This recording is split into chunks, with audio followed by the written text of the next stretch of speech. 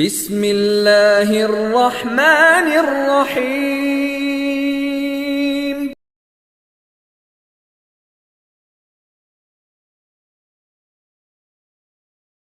عبده ورسوله أرسله بالحق بشيرا ونذيرا وداعيا إلى الله بإذنه وسراجا منيرا. أعوذ بالله من الشيطان الرجيم. بسم الله الرحمن الرحيم. يا أيها الذين آمنوا اتقوا الله حق تقاته ولا تموتن إلا وأنتم مسلمون. يا أيها الناس اتقوا ربكم الذي خلقكم من نفس واحدة وخلق منها زوجها وبث منهما رجالا كثيرا ونساء واتقوا الله الذي تساءلون به والأرحام إن الله كان عليكم رقيبا. يا أيها الذين آمنوا اتقوا الله وقولوا قولا سديدا يصلح لكم أعمالكم ويغفر لكم ذنوبكم ومن يطع الله ورسوله فقد فاز فوزا عظيما. وقال جل وعلا في كلامه المجيد والفرقان الحميد: قد أفلح من تزكى وذكر اسم ربه فصلى. وقال في موضع آخر: قد أفلح من زكاها وقد خاب من دساها. وقال النبي صلى الله عليه وسلم: كل بني آدم خطاء وخير الخطائين التوابون. رب اشرح لي صدري ويسر لي أمري واحلل عقدة من لساني يفقه قولي رب زدني علما. محترم حاضرین مجلس، آغاز گفتگو سے قبل اللہ تبارک و تعالی کی تعریف و توصیف، اس کی حمد و ثنا، بڑائی، کبریائی اور بزرگی لائق و زیبا ہے، جس وحدہ لا شریک کے احسان و منن اور اس کے کرم و فضل سے ہم کروٹ کروٹ سانسیں لیتے اور اس دنیا میں زندگی گزارتے ہیں۔ بعدہ درود و سلام نازل ہو اللہ تبارک و تعالی کی جانب سے بھیجے گئے تمام انبیاء و رسول پر، بالخصوص ہمیں راہ حق پر گامزن کرنے کے لیے بھیجے گئے آخری نبی احمد مجتبیٰ محمد مصطفیٰ صلی اللہ علیہ وسلم پر۔ اللہم صلی علی محمد وعلی آل محمد کما صلیت علی ابراہیم وعلی آل ابراہیم انک حمید مجید۔ اللہم بارک علی محمد وعلی آل محمد کما بارکت علی ابراہیم وعلی آل ابراہیم انک حمید مجید۔ محترم حاضرین کرام، اللہ تبارک و تعالی نے انسان کی شخصیت کو، اس کے نفس کو، اس کی ذات کو اس طریقے سے ڈیزائن کیا ہے کہ انسان کا نفس اس کے کنٹرول میں ہوتے ہوئے بھی اسے گناہوں کی طرف لے کر جاتا ہے۔ انسان کے نفس پر خود کا کنٹرول ہوتا ہے، اللہ نے اسے اختیار دیا ہے، لیکن پھر بھی یہ نفس اس طریقے سے ڈیزائن کی گئی ہے کہ اختیار میں ہوتے ہوئے بھی اختیار میں نہیں ہوتا۔ اختیار میں اللہ نے دیا ہے، پھر بھی اختیار میں نہیں ہے۔ نفس جو ہے یہ خواہشات کی آماج گاہ ہے۔ خواہشات جنم کہاں سے لیتے ہیں؟ انسان کے خود کے ذات سے، انسان کے خود کے نفس سے۔ گناہ کا وجود کہاں سے ہوتا ہے؟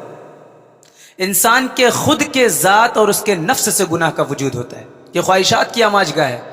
یہ گناہوں کا اڈا ہے جہاں سے گناہ جنم لیتے ہیں، جہاں سے گناہ پیدا ہوتے ہیں۔ اور یہ بھی جانتے چلیں کہ یہ نفس ایک ایسی چیز ہے جو پوری انسانیت کو بہکانے کے لیے شیطان کا سب سے مضبوط ہتھ کنڈا ہے، سب سے مضبوط ہتھ کنڈا۔ شیطان جن چیزوں سے بھی انسان کو بہکاتا ہے اس سے صرف نفس کو کنارے کر دیا جائے، اس کا کھیل ہی ختم ہو جائے گا۔ اور یہ نئی بات نہیں ہے، جب سے اس دنیا کو اللہ تبارک و تعالی نے وجود بخشا یا انسانیت کو وجود بخشا، آدم علیہ السلام پیدا ہوئے، اللہ نے جب ان کو مٹی سے بنا کر ان کے حیولے کو تیار کیا، تمام تر فرشتوں سے کہا کہ ان کو سجدہ کرو، ابلیس سے کہا کہ تم بھی سجدہ کرو۔ ابلیس نے انکار کر دیا کہ میں تو اس سے برتر ہوں، اس سے بہتر ہوں، میں سجدہ کیوں کروں؟ خلقتنی من نار وخلقتہ من طین، مجھے آپ نے آگ سے پیدا کیا ہے اور اسے مٹی سے پیدا کیا ہے، اور آگ بھلا مٹی بھلا آگ سے برتر کیسے ہو سکتی ہے؟ آگ بھلا مٹی پر کیسے جھک سکتی ہے؟ اللہ نے راندے درگاہ کر دیا، اللہ کے حکم کی نافرمانی ہوئی، اللہ نے راندے درگاہ کر دیا۔ آدم علیہ السلام سے کہا، حوا علیہ السلام سے کہا، آپ دونوں جنت میں جائیں اور جہاں سے بھی چاہیں اپنے من پسندیدہ چیزوں میں سے کھائیں اور جہاں جی چاہے رہیں، لیکن وَلَا تَقْرَبَا هَذِهِ الشَّجَرَةَ، اس درخت کے قریب مت جائیے گا۔ اللہ نے نشاندہی کی، کہا کہ اس درخت کے قریب مت جائیے گا، فَتَكُونَ مِنَ الظَّالِمِينَ، گئے ظالم ہوئے، ظالموں میں سے ہو جائیں گے۔ ابھی تک شیطان کو کوئی ہتھ کنڈا ایسا نہیں سوجاتا کہ جس کے ذریعے سے وہ راندے درگاہ کیا گیا، اللہ کے یہاں سے دھتکارا گیا، ابھی اسے کوئی بھی ایسا ذریعہ میسر نہیں تھا جس کے ذریعے سے وہ اس شخص کو جس کے کی وجہ سے وہ وہاں سے راندے درگاہ کیا گیا تھا اس کو بہکائے۔ لیکن اب شیطان کو موقع مل گیا، جیسے ہی اللہ نے کہا الا تقربا هذه الشجرہ، اس درخت کے قریب مت جانا، فتکونا من الظالمین، گئے ظالم ہو جاؤ گے۔ اب اسے موقع مل گیا، کہا کہ اب میں ان کے نفس کے ساتھ کھیلوں گا۔ حضرت حوا علیہ السلام کے پاس گیا اور کہا کہ اللہ تبارک و تعالیٰ نے آپ لوگوں کو اس درخت کے قریب جانے سے منع کیا، حالانکہ اس کے یہ فوائد ہیں۔ درخت کا پھل کھا لیا، کس چیز کے ساتھ کھلواڑ کیا؟ ان کے نفس کے ساتھ کھلواڑ کیا۔ اس لیے انسان اپنے نفس کو کنٹرول میں رکھے، گناہ وجود میں نہیں آئیں گے۔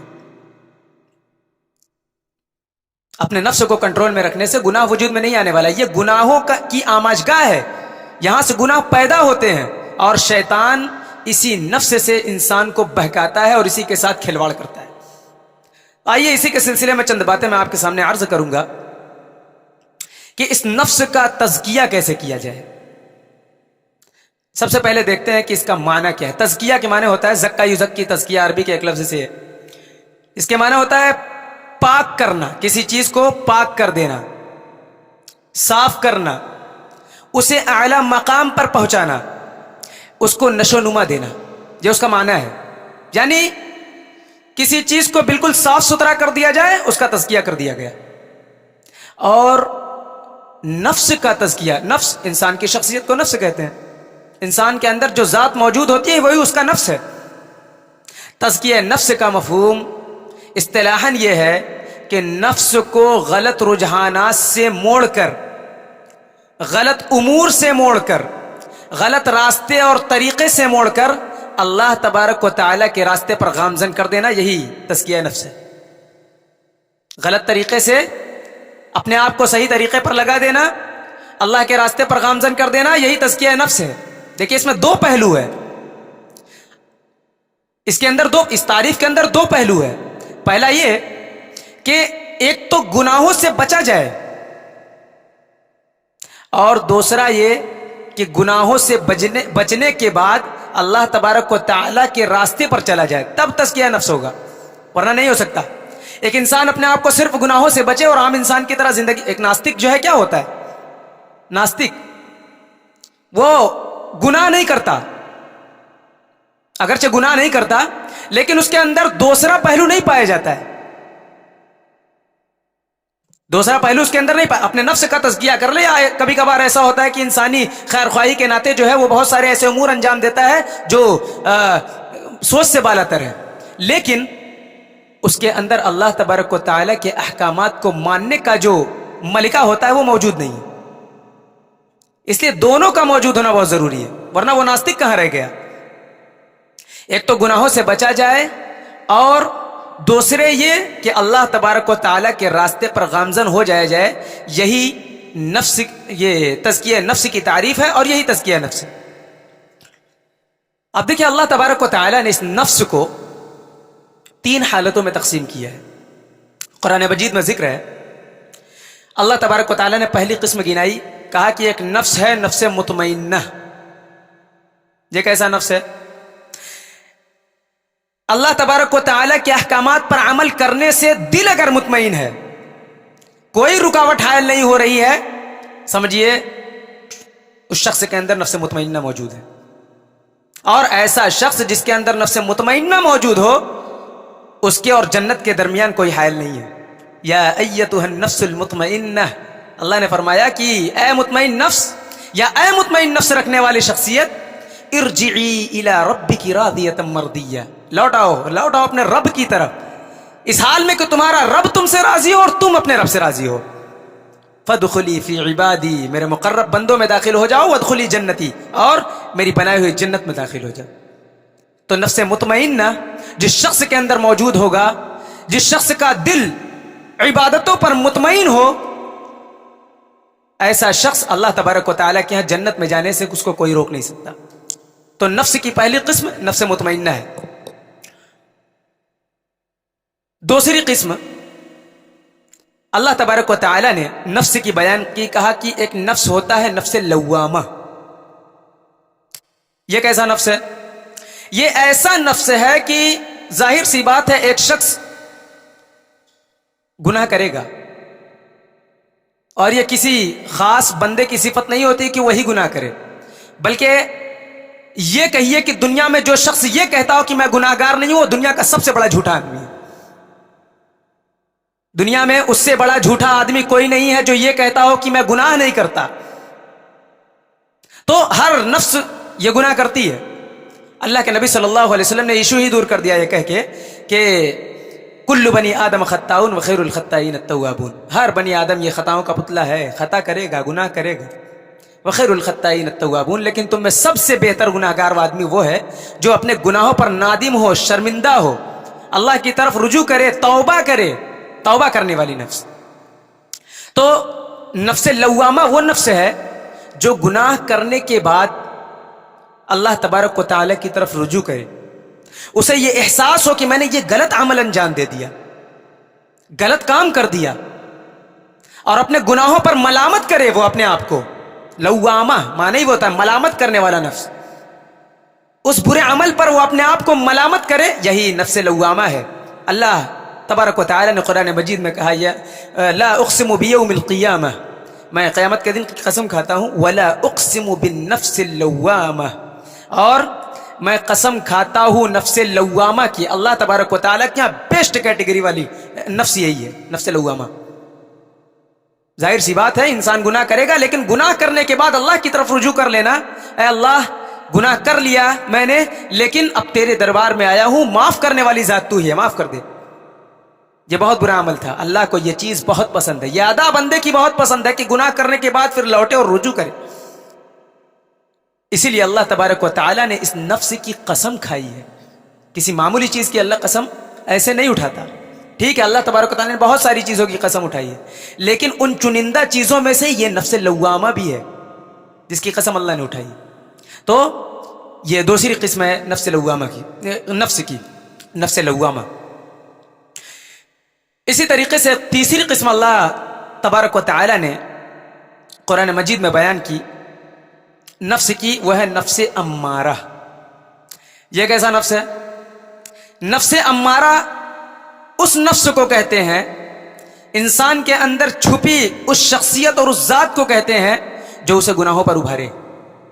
بار بار گناہوں کی طرف جا رہا ہے, اور گناہ کرنے کے بعد بھی اسے ماتھے پر اس کے شکن تک نہیں آتی, ماتھے پر سلوٹے تک نہیں آتی. اگر ایسا نفس جو گناہوں پر مطمئن ہو، یہی نفس امارہ ہے، اور یہ نفس انسان کو اٹھا کر جہنم میں پھینکوائے گی۔ اللہ کے ہاں ایسے نفس کا جو امارہ والی نفس لے کر جائے، نفس امارہ لے کر حاضر ہو اللہ تبارک و تعالیٰ کے ہاں، اللہ تبارک و تعالیٰ کے ہاں وہ سیدھا جہنم میں پھینکا جائے گا، گناہوں کا بوجھ لے کر جو حاضر ہو۔ اس کا بھی ذکر اللہ تبارک و تعالیٰ نے قرآن مجید میں ذکر کیا۔ حضرت یوسف علیہ السلام جب اپنے گناہوں سے بری کر دیے گئے، قصہ آپ نے معلوم ہے آپ کو، تو جب دربار میں پہنچے بادشاہ وقت کے، تو انہوں نے بھرے دربار میں جب ان کی برات ہو گئی اور ان کے برات کا اعلان ہو گیا کہ یہ گناہ گار نہیں ہے، تو انہوں نے وہاں پر کیا کہا؟ وَمَا أُبَرِّئُ نَفْسِي إِنَّ النَّفْسَ لَأَمَّارَةٌ بِالسُّوءِ إِلَّا مَا رَحِمَ رَبِّي۔ حضرت یوسف علیہ السلام نے یہ سوچا کہ کہیں میرے اندر تکبر نہ آ جائے، اس لیے اللہ تبارک و تعالیٰ کو مخاطب کر کے، اللہ تبارک و تعالیٰ کو گواہ مان کر انہوں نے یہ بات کہا وما ابرئ نفسی، میں اپنے نفس کو، جو میرے اندر نفس موجود ہے، اس نفس کو میں گناہوں سے بری نہیں کرتا۔ ایسا نہیں کہ مجھ سے گناہ نہیں ہوگا، یا ایسا نہیں کہ آج میں گناہ گار نہیں ہوں تو کل بھی میں گناہ گار نہیں ہوں گا۔ وما ابرئ نفسی ان النفس لامارۃ بالسوء، اس لیے کہ اللہ تبارک و تعالیٰ نے نفس امارہ کو بنایا ہی اسی لیے ہے کہ وہ انسان کو گناہ کے راستے پر لگا دے۔ وما ابرئ نفسی ان النفس لامارۃ بالسوء، سوء پر لگا دے، برے اعمال پر لگا دے، اسی لیے نفس امارہ کو بنایا گیا ہے۔ الا ما رحم ربی، مگر جس کا رب اس کے ساتھ رحم کر دے، مگر جس کا رب اس کے ساتھ رحم کر دے۔ تو اس کا بھی ذکر اللہ تبارک و تعالیٰ نے قرآن مجید میں کیا ہے۔ اور یہ تمام تر جو نفس ہیں، نفوس، یہ الگ الگ نہیں ہیں۔ ایسا نہیں ہے کہ نفس امارہ کسی الگ چیز کو کہتے ہیں اور نفس مطمئنہ کوئی الگ سی نفس ہے، نفس لوامہ کوئی الگ سی، نہیں، یہ ایک ہی نفس کے 3 صفات ہیں۔ کبھی انسان کے اندر جب اس کا ایمان بڑھتا ہے تو نفس لوامہ جنم لیتی ہے، وہی نفس لوامہ بن جاتی ہے۔ کبھی انسان ایک دم اللہ تبارک و تعالیٰ کے راستے پر گامزن ہو جاتا ہے، وہی نفس جو انسان کے اندر ابھی نفس لوامہ، نفس مطمئنہ بن جاتی ہے، وہ گناہ کرے گا ہی نہیں۔ اور کبھی جب یہ نفس مر جاتا ہے، دل مردہ ہو جاتا ہے، تو یہی نفس امارہ بن جاتی ہے۔ یہ کوئی الگ چیز نہیں ہے، ایک ہی شخص کے اندر پائی جانے والی نفس کے 3 صفات ہیں: نفس لوامہ، نفس امارہ، نفس مطمئنہ۔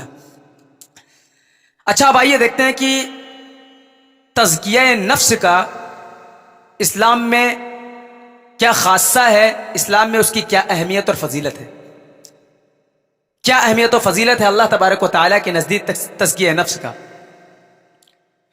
یہ بات دھیان میں رکھیں کہ گناہوں کی آلودگی کے ساتھ کوئی بھی شخص اللہ تبارک و تعالیٰ کے یہاں ٹھیک سے کھڑا نہیں ہو سکتا، جنت میں داخل نہیں ہوگا۔ گناہوں کی آلودگی لے کر کوئی شخص اللہ تبارک و تعالیٰ کے یہاں سوچے کہ ہم جنت میں چلے جائیں، وہ جنت میں داخل نہیں ہو سکتا، کیونکہ اللہ تبارک و تعالیٰ کا فرمان ہے قد افلح من تزکا، جس نے اپنے نفس کو پاکیزہ کر لیا وہ کامیاب ہے، وہ جنت میں جائے گا۔ قد افلح من تزکا، یا کہا قد افلح من زکاہا، وہ شخص کامیاب اللہ تبارک و تعالیٰ کیا ہے جو اپنے نفس کو پاک کر لے، جو اپنے ذات کو پاک کر لے۔ وقد خاب من دساہا، اور جس نے اپنے نفس کو آلودہ کیا وہ خائب و خاسر ہو جائے گا، اللہ کے ناکام ہونے والے لوگوں میں سے ہے وہ۔ وقد خاب من دساہا۔ تو گناہوں کی آلودگی لے کر کوئی شخص اللہ تبارک و تعالیٰ کے یہاں نہ تو کھڑا ہو سکتا ہے اور نہ ہی اللہ تبارک و تعالیٰ اس کے سلسلے میں بہتر فیصلہ سنائے گا۔ لیکن سوال یہ ہے کہ جب ہر نفس گناہوں کا پتلا ہے، ہر نفس سے گناہ ہونی ہے، تو اس کے تزکیہ کے کرنے پر اللہ تبارک و تعالیٰ کے یہاں اس کی کیا اہمیت و فضیلت ہے۔ دیکھیے، اللہ تبارک و تعالیٰ کے یہاں گناہوں سے پاک انسان ہی اللہ کو پسند ہے۔ گناہوں سے پاک انسان ہوگا وہی اللہ کو پسند ہے۔ یہ بات الگ ہے کہ گناہ کر کے اللہ کی طرف رجوع کر لے، جسے نفس لوامہ کہتے ہیں، یہ اللہ کیا بیسٹ کیٹیگری میں سے، کیونکہ کوئی شخص پارسا نہیں ہے، کوئی بھی شخص پارسا نہیں ہے۔ تو گناہ ظاہر سی بات ہونی ہے، تو پاکی بھی یہ ظاہری بات ہے کہ انسان کو کس طریقے سے ملے، اللہ تبارک و تعالیٰ نے اور اللہ کے نبی صلی اللہ علیہ وسلم نے بیان فرمایا ہے۔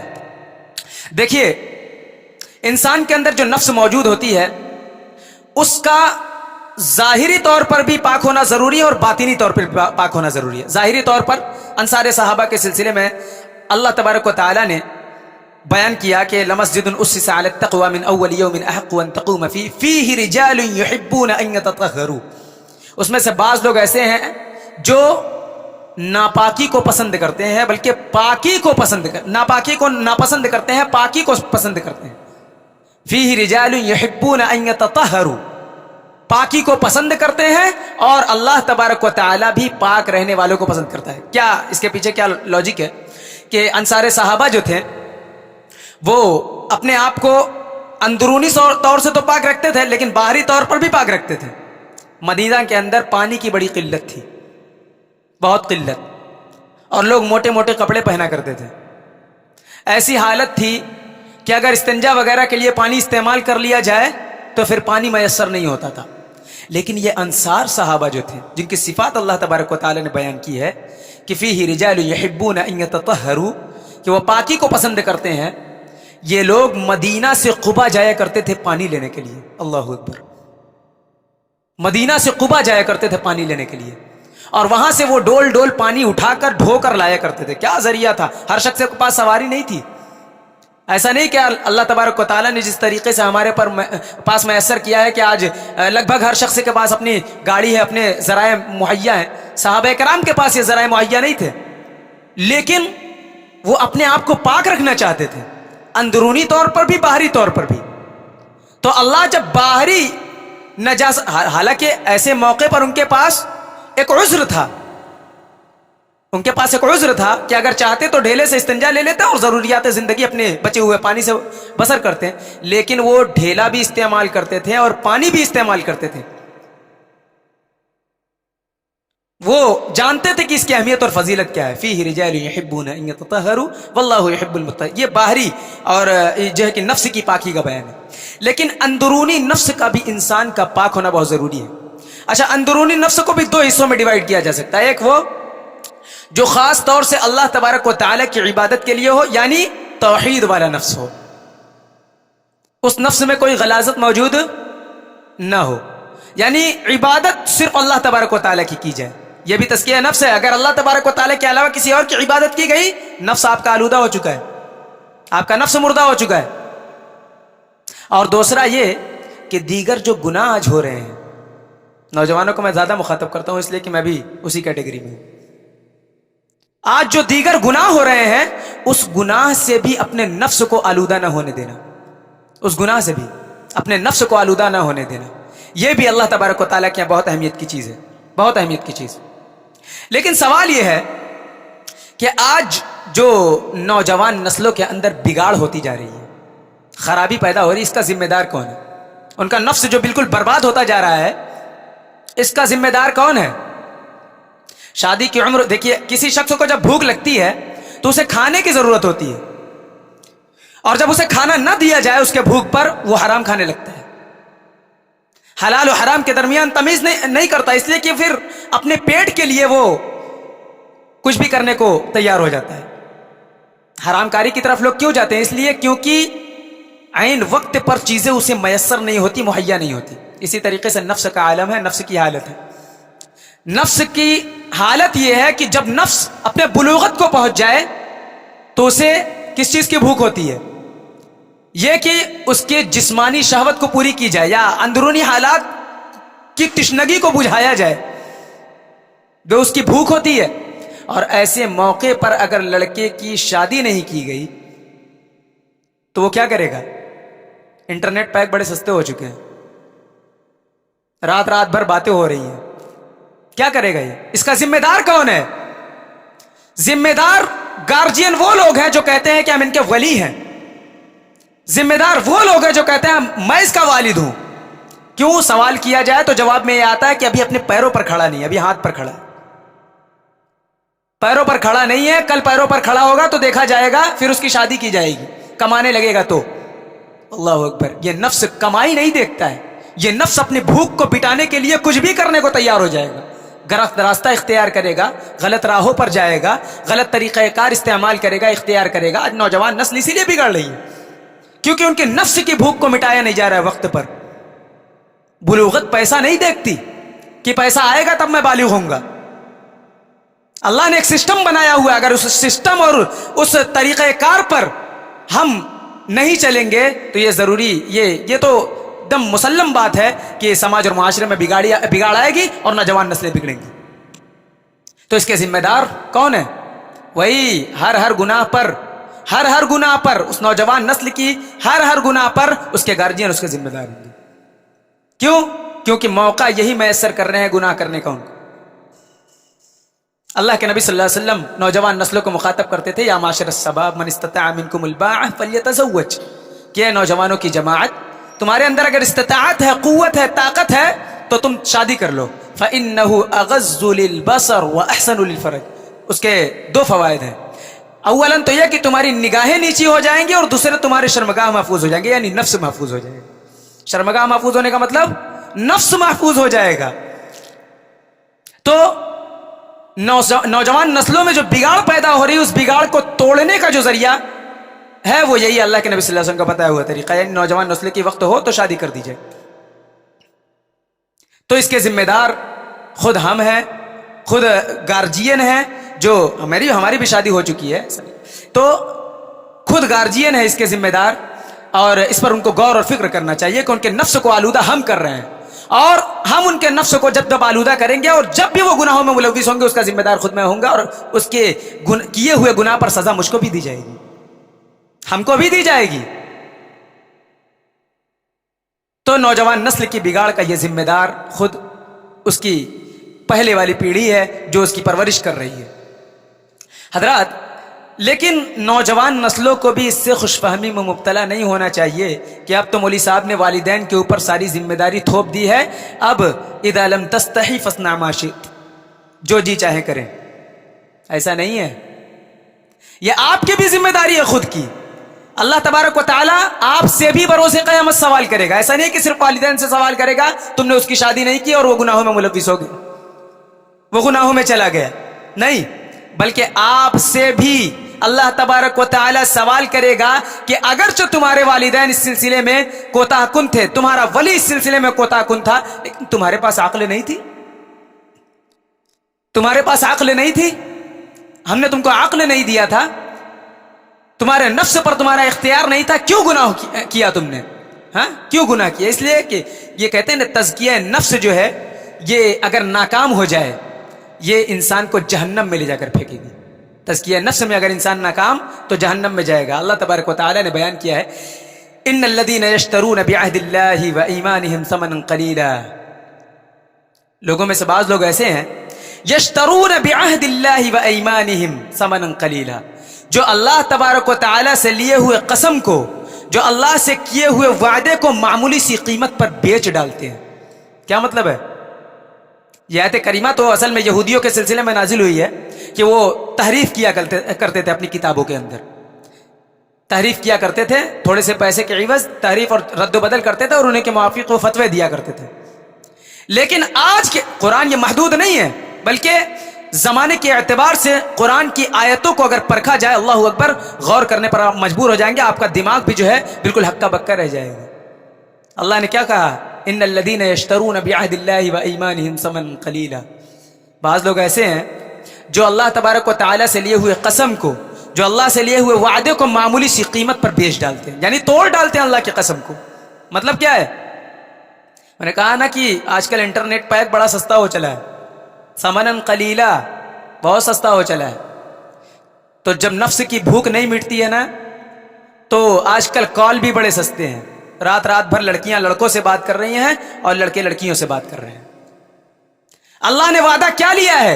गुनाह से नहीं करोगे और कोई लड़की किसी लड़के से बात नहीं करेगा जब तक कि उसकी शादी न कर दी जाए, और कोई लड़का किसी लड़की से बात नहीं करेगा जब तक कि उसकी शादी न कर दी जाए, उसका निकाह न कर दिया जाए।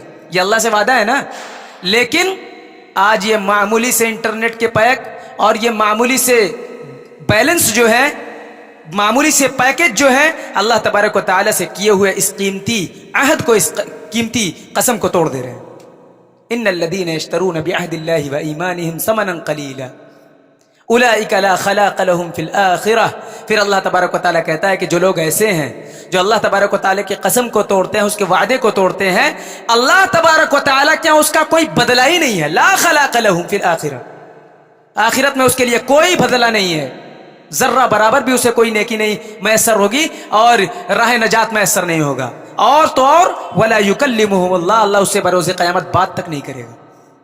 ولا ينظر الیہم یوم القیامہ، دیکھے گا بھی نہیں اللہ اس کی طرف. یہ حالت ہوگی اس کی. آج گھر میں اگر ہم جائیں، ماں باپ اگر ہماری طرف نہ دیکھیں، غصے میں ہو، بڑا برا لگتا ہے نا، بہت برا لگتا ہے کہ آج والدین کو کیا ہو گیا کہ آج ہماری طرف دیکھ نہیں رہے. بیوی بچے ہوں، نظریں پھیر کر ادھر ہوں اور ہم بیٹھے ہوئے ہیں، بہت خراب لگتا ہے. اللہ اس دن اگر ناراض ہو جائے اور بات نہ کرے، اللہ اکبر، کیا منظر ہوگا. سوچنے کی بات ہے. خالق کائنات، مالک ارض و سما، جس نے ہماری تخلیق کی، جس نے ہمیں وجود بخشا، جس کی نعمتوں کے سائے تلے ہم زندگی گزارتے ہیں، وہ ہم سے روٹھ جائے، ایسی صورت میں ہمارا کیا بنے گا. اولئک لا خلاق لهم فی الآخرہ ولا یکلمہم اللہ ولا ینظر الیہم یوم القیامہ ولا یزکیہم، اور نہ ہی اللہ تبارک و تعالی اسے گناہوں کی آلودگی سے پاک کرے گا. ولا یزکیہم، پاک بھی نہیں کرے گا. ولہم عذاب علیم، اس کے لیے دردناک عذاب ہے. تو یہ خوش فہمی میں مبتلا ہونے کی ضرورت نہیں ہے کہ والدین کے ٹھیکرے اب ساری چیزیں پھوٹ گئی ہیں، اب ہم جو چیز جی چاہیں جو من میں آئے کریں. یہ اپنی اپنی سب کی ذمہ داری ہے. ہر شخص اپنے گناہوں کے عوض سوال کیا جائے گا. ہر شخص ذمہ دار ہے، اپنی ذمہ داری کے عوض سوال کیا جائے گا. تو اللہ تبارک و تعالیٰ کے یہاں کوئی شخص یہ معاف نہیں کیا جائے گا. اب یہ دیکھتے ہیں کہ تزکیہ نفس کا طریقہ، دیکھیے وقت زیادہ ہو رہا ہے، میں دو تین طریقے جو بنیادی طریقے ہیں تزکیہ نفس کے، ان کو بیان کر کے میں اپنی بات کو ختم کروں گا. تزکیہ نفس کا اللہ تبارک و تعالیٰ نے اور اللہ کے نبی نے طریقہ کیا بتایا ہے ہمیں. سب سے پہلا طریقہ تزکیہ نفس کا، اپنے نفس کا اگر تزکیہ کرنا ہے تو وہ ہے دعا. اپنے گناہوں کو اللہ کے سامنے رکھ کے اللہ سے دعا کیا جائے کہ اللہ یہ نفس تیرے حوالے ہے، لہٰذا تو ہی اس کا ذمہ دار بھی ہے. اے اللہ اس نفس میں جو آلودگی ہو اس کو معاف کر دے. ہاں، سب سے پہلا ذریعہ اور سب سے پہلا زینہ اللہ سے دعا کیا جائے. اللہ کے نبی صلی اللہ علیہ وسلم سے یہ طریقہ کار ثابت ہے. اللہ کے نبی صلی اللہ علیہ وسلم، صحیح مسلم کی روایت، حدیث نمبر 2722 نمبر کی روایت ہے، صحیح مسلم کی حدیث نمبر 2722. اللہ کے نبی صلی اللہ علیہ وسلم اللہ تبارک و تعالی سے بارہا دعا کیا کرتے تھے. اللہم آتی نفسی تقواہا، اے اللہ میرے نفس کو تقوی عطا کر، میرے نفس کو مضبوط کر دے، اپنے راستے پر لگا دے. تقوی کا بہت سارا معنی ہے. اللہم آتی نفسی تقواہا وزکاہا، میرے نفس کو پاک کر دے. انت خیر من زکاہا، اے اللہ تو سب سے بہترین نفوس کو پاک کرنے والی ہے ذات ہے، لہٰذا تو اس نفس کو پاک کر دے. انت ولیہا و مولاہا، تو ہی اس نفس کا ولی بھی ہے، ذمہ دار بھی ہے، اور تو ہی اس نفس کا مولا بھی ہے. اس لیے یہ نفس تیرے حوالے ہے، لہٰذا میں دعا کرتا ہوں کہ یہ نفس تیرے حوالے کرتے ہوئے اس کی گناہوں کی پاکیزگی کے لیے تجھ سے سبیل مانگوں، میں تجھ سے راستہ، تیری طرف راستہ تلاش کروں. تو اللہ تبارک و تعالیٰ سے دعا کیا جائے نفس کی پاکیزگی کے لیے. تزکیہ نفس کا سب سے پہلا ذریعہ. دوسرا ذریعہ تزکیہ نفس کا اعتراف جرم ہے. میں نے کہا نا کہ کوئی شخص پارسا نہیں ہے، اور ہر نفس کو اپنے جرم کا اعتراف ہو جانا یہ تزکیہ نفس ہے. اگر اسے اپنے جرم کا اعتراف ہو گیا، یہی تزکیہ نفس ہے. نفس لوامہ اسی کا نام ہے، اپنے جرم کا اعتراف کر لینا. اس لیے کہ کوئی شخص پارسا نہیں ہے. ہر شخص کو اگر وہ گناہ کر رہا ہے اسے اعتراف ہونا چاہیے کہ یہ گناہ میں نے کیا ہے. یہ تزکیہ نفس کا ذریعہ ہے. صحابہ کرام کو دیکھیں، صحابہ کرام کس طریقے سے اپنے نفس کی جو ہے کہ اپنے نفوس میں جو گناہ ہوتے ہیں اس کا اعتراف کس طریقے سے کیا کرتے تھے. ایک مرتبہ اللہ کے نبی صلی اللہ علیہ وسلم بیٹھے ہوئے، صحابہ کرام بیٹھے ہوئے تھے، حضرت ابو بکر رضی اللہ عنہ بھی موجود تھے. اللہ کے نبی صلی اللہ علیہ وسلم نے یہ زبان پکڑی، اور زبان پکڑنے کے بعد کہا کہ یہ زبان جو ہے، اس زبان کے ذریعے سے انسان کبھی کبھی ایسے کلمات کہہ دیتا ہے کہ جس کا شعور بھی اسے نہیں ہوتا، وہ سمجھ بھی نہیں پاتا، اس کا اندازہ بھی نہیں لگا پاتا، اور اس کہے ہوئے کلمے کے ذریعے سے اللہ تبارک و تعالیٰ اس کے درجات کو بلند کر دیتا ہے. اور پھر اللہ کے نبی نے کہا، اور یہی زبان ہے کہ اس زبان کے ذریعے سے انسان بعض دفعہ ایسی باتیں کہہ جاتا ہے جس کا شعور اسے نہیں ہوتا، وہ سمجھ بھی نہیں پاتا، اور یہ کلمہ اسے جہنم کی آگ میں لے کر چلا جاتا ہے۔ حضرت ابو بکر رضی اللہ عنہ گھر لوٹے تو اپنی زبان پکڑ کے باہر کھینچنے لگے، اپنی زبان کو بار بار پکڑ کے باہر کھینچ رہے ہیں۔ حضرت عمر رضی اللہ عنہ اسی اثناء میں پہنچے، کہا کہ اے ابو بکر کیا ماجرا ہے، آپ اپنی زبان کو کیوں کھینچ رہے ہیں؟ کہا کہ اس زبان نے مجھے بڑی تکلیف میں مبتلا کر دیا، بڑی مصیبت میں مبتلا کر دیا اس زبان نے۔ اللہ اکبر۔ کیوں؟ اس لیے کہ ان کے اندر اعتراف جرم موجود تھا، وہ جانتے تھے کہ جو گناہ ہم سے ہو رہا ہے اس گناہ کے سبب کہیں اللہ تبارک و تعالی ہماری گرفت نہ کر دے، اپنی زبان کو کھینچ رہے ہیں، اعتراف جرم ہے یہ۔ اور جس شخص کے اندر بھی اعتراف جرم موجود ہو وہ نفس لوامہ کا پیکر ہے، اللہ تبارک و تعالیٰ کی ہاں وہ اعلیٰ کیٹیگری میں آنے والے۔ تو اعتراف جرم ہونا بہت ضروری ہے، یہ تزکیہ نفس کا دوسرا ذریعہ ہے۔ ایک صحابی ہیں حضرت حنظلہ رضی اللہ عنہ، حضرت ابو بکر رضی اللہ عنہ سے ملاقات ہوئی ایک مرتبہ حضرت حنظلہ رضی اللہ عنہ کی۔ پوچھا کہ حنظلہ کیسی حالت ہے، مزاج ٹھیک ہیں؟ حضرت حنظلہ کہتے ہیں کہ حنظلہ منافق ہو گیا۔ کیا کہتے ہیں؟ حضرت ابو بکر سے۔ حضرت حنظلہ کہتے ہیں کہ میں نے ابو بکر رضی اللہ عنہ سے کہا کہ حنظلہ منافق ہو گیا۔ حضرت ابو بکر رضی اللہ عنہ کہا اللہ کے بندے، تو اللہ کے نبی کی مجلس میں بیٹھنے والا آدمی ہے، تو اللہ کے نبی صلی اللہ علیہ وسلم کا صحابی ہے، اللہ کے نبی کے ساتھ بیٹھتا ہے، اللہ کے نبی کے ساتھ جہاد کرتا ہے، اور خود تو کہہ رہا ہے کہ میں منافق ہو گیا؟ ایسا کیسا ماجرا؟ کہا کہ ابو بکر جب ہم اللہ کے نبی صلی اللہ علیہ وسلم کے ساتھ ہوتے ہیں، اللہ کے نبی ہمیں جنت اور جہنم کے سلسلے میں بیان کرتے ہیں، بتلاتے ہیں، تو ایسا ماجرا ہوتا ہے جیسے جنت اور جہنم ہمارے سامنے لا کر رکھ دی گئی ہو۔ لیکن جب ہم اپنے گھر جاتے ہیں، اپنے بیوی بچوں میں جاتے ہیں، اپنے کاروبار میں ملوث ہو جاتے ہیں، اپنے کاروبار میں مشغول ہو جاتے ہیں، بہت ساری چیزوں کو بالائے طاق رکھ دیتے ہیں، بھول جاتے ہیں۔ اس لیے میرے دل میں خیال آیا کہ جب ہم اللہ کے نبی کی مجلس میں بیٹھتے ہیں تو ہمارا ایمان اس لیول کا ہوتا ہے، لیکن گھر جاتے ہی کیا ہو جاتا ہے؟ اس کا مطلب ہے کہ ہمارے اندر منافقت موجود ہے۔ دونوں حضرات اللہ کے نبی صلی اللہ علیہ وسلم کے پاس گئے، اللہ کے نبی نے حضرت حنظلہ سے سوال کیا کیسے ہو؟ وہی جواب کہ حنظلہ منافق ہو گیا۔ اللہ کے نبی نے کہا کیا ماجرا ہے؟ وہی جواب کہ اللہ کے نبی آپ کے پاس بیٹھتے ہیں، جنت و جہنم کا تذکرہ ہوتا ہے تو دونوں چیزیں ایسا لگتا ہے کہ سامنے لا کر رکھ دی گئی ہوں، اس جنت کی نعمتیں سامنے لا کر رکھ دی گئی ہو، جہنم کا عذاب ہماری آنکھوں سے دکھایا جا رہا ہو، لیکن جیسے ہی ہم اپنے گھر جاتے ہیں بہت ساری چیزوں کو بھول جاتے ہیں۔ اللہ کے نبی صلی اللہ علیہ وسلم نے سمجھایا کہ یہی تو اعتراف جرم ہے، یعنی جرم پر بندہ اعتراف کر جائے، یہ اس کے تزکیہ نفس کی کوالٹی ہے، اس کے اندر نفس لوامہ موجود ہے۔ اللہ کے نبی نے پھر کہا کہ بین الساعہ والساعہ، یعنی یہ دونوں وقتاً فوقتاً بٹی ہوئی چیزیں ہیں، یعنی کچھ لمحے کے لیے انسان نیکیوں میں بالکل ملوث ہوتا ہے، اور کچھ لمحے اللہ نے اس کی دنیا داری کے لیے بھی بنائی ہے، اس میں بھی اس کو جانا چاہیے، اسے بھی ضروری ہے کہ وہ دنیا کمائے۔ ایسا نہیں ہے کہ صرف جو ہے کہ مسلح لے کر جنگلوں میں چلا جائے، وہاں پر اللہ اللہ کی رٹ لگائے، عبادتیں کرتا پھرے، یہ نہیں ہے، بلکہ جو حقوق جس کے ہیں اس کی ادائیگی بھی بہت ضروری ہے۔ اللہ کے نبی صلی اللہ علیہ وسلم نے فرمایا یہ دونوں چیزیں اللہ نے بانٹی ہوئی ہیں، اللہ کی عبادت بھی ضروری ہے اور دنیا بھی ضروری ہے۔ اعتراف جرم موجود ہے اندر، یہی بہت ہے، دنیا بھی کمانا بہت ضروری ہے، اس سے منافق نہیں ہو جاتا آدمی۔ تو اللہ کے نبی صلی اللہ علیہ وسلم کو سمجھایا، تو اعتراف جرم ہونا بندے کے اندر یہ بہت ضروری چیز ہے، یہ تزکیہ نفس کا ذریعہ ہے۔ اور تیسرا جو سب سے اہم ذریعہ یہ ہے وہ یہ کہ جب بھی بندہ گناہ کرنے کا ارادہ کرے یا دل میں ارادہ پیدا ہو، فوراً اس کے دل میں یہ خیال آنا چاہیے کہ اللہ تبارک و تعالیٰ نے جواب دینا ہے، جواب دہی کا احساس۔ اگر بندے کے اندر جواب دہی کا احساس موجود ہو تو سمجھو کہ بندہ اللہ تبارک و تعالیٰ کے یہاں کامیاب ہے، گناہ اس سے بہت کم ہوں گے۔ یہ نہیں کہتا کہ نہیں ہوں گے، بلکہ اس سے گناہ بہت کم ہوں گے۔